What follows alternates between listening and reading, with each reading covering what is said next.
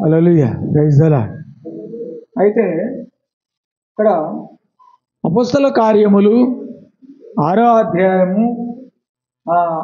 అధ్యాయము మనము 5వ వచనం చూసినప్పుడు ఈ మాట జనసమూహం అందరికీ ఇష్టమైనందువలన వారు విశ్వాసముతోనూ పరిశుద్ధాత్మతోనూ నిండుకొనిన వారై, మరి స్టెఫెను, ప్రాగోరు, ఇట్లా 7 మనుషులు ఆత్మతోనూ జ్ఞానముతోనూ సత్యముతోనూ పరిశుద్ధాత్మ బలముతోనూ నిండుకొనిన వారైనారు.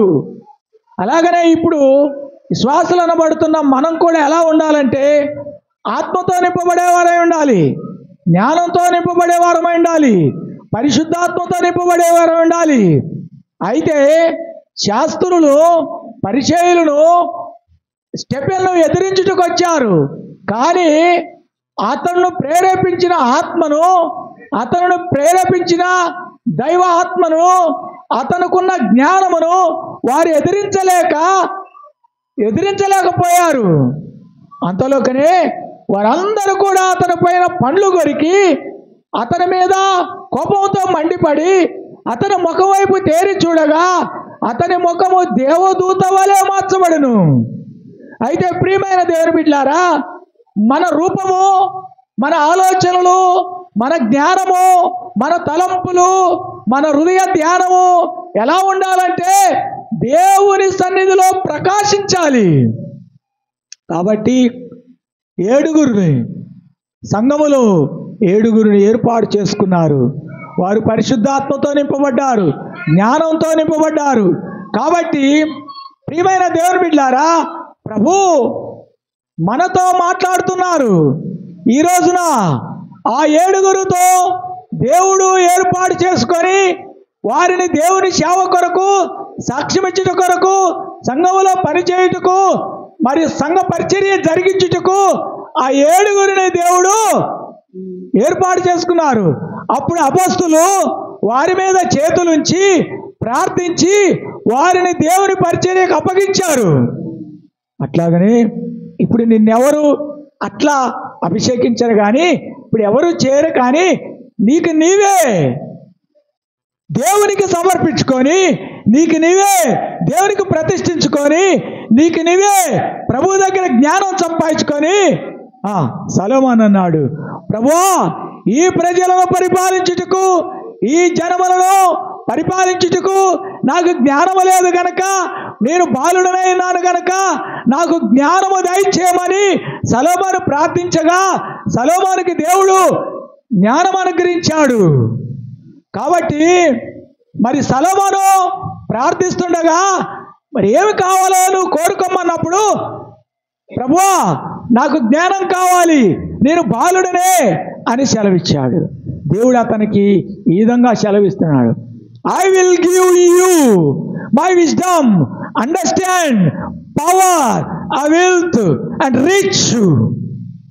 అయితే నువ్వు శత్రువుల ప్రాణమనేను అడగలేదు, నీతిని, న్యాయమును, జ్ఞానమును అడిగినవు గనక నేను ధనఘనతలు కూడా నీకు అనుగ్రహిస్తాను అని సెలవిచ్చాడు.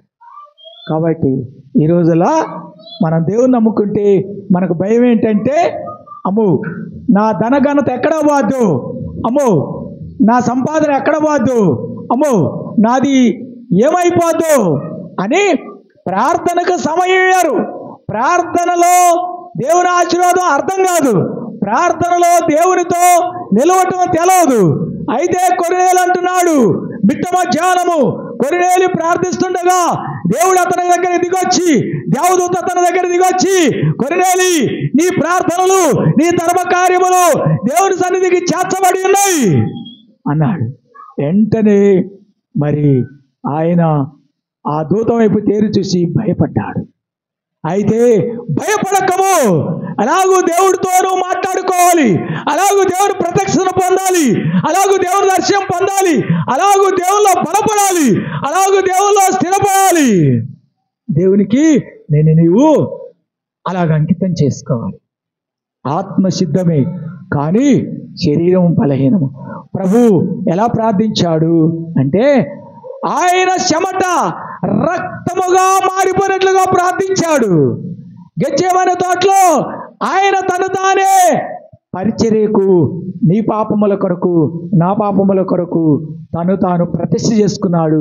ఈ లోక పాపముల కొరకు ప్రతిష్ఠ చేసుకొని కల్వరి శిలువలు తన రక్తమంతా ధారపోసింది కేవలం నీ కొరకే.